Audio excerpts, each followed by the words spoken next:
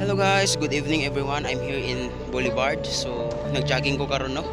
Diri sa Boulevard, healthy life sa takaron. So, dili kay nato pauyunan ang atong lawas nga mukaon ug bisag unsa unya dili ta makapasingot kay importante kayo ang pagpasingot sa atong lawas. Pagpagawas sa singot sa atong lawas. So, nako karon diri sa Boulevard, dapit sa may kuan ning tulay. So, tanawan niyo sa akong likod na tulay diya no. Nagdula og basketball diri. So after ani guys, study ta Word of God para i-preach na to ugma dito sa Bukidnon. Every Sunday gid na. Every Wednesday ta gaadto sa Bukidnon to preach the gospel of God.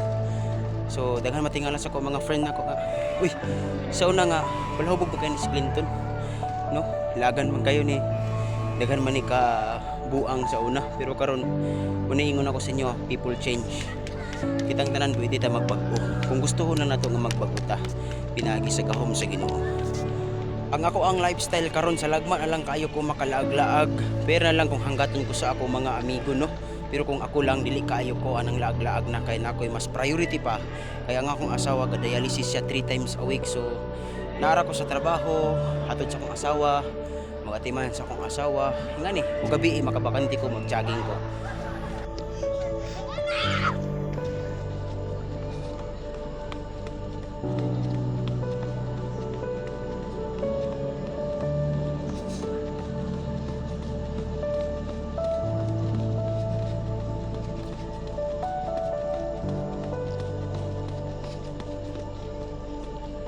Abi nyo guys, i-share lang ako gamay sa inyo ha ang mga past namo nga nahitabo sa mua nga nakalisod gid mi.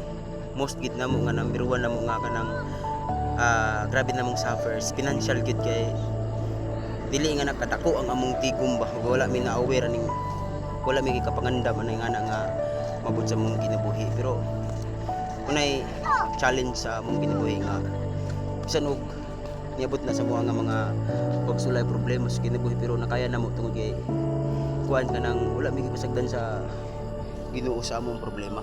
So nabasa nako diha sa 1 Peter chapter 5 verse 10, nag-ingon sa diha nga hamubo lamang kini ang ato mga pag-antos karon. Apan human ining tanan, hatagan kita sa Dios sa tanan natong kinahanglan aron wala nay makulang diha kanato. So sa diha nga nabot sa mga pag-antos, bisan tuod nga pipila lang ka mga tao ang nilingi, nilantaw ug nihatag, nitunol sa mga financial, pero wala ko nagmahay, wala ko nasuko.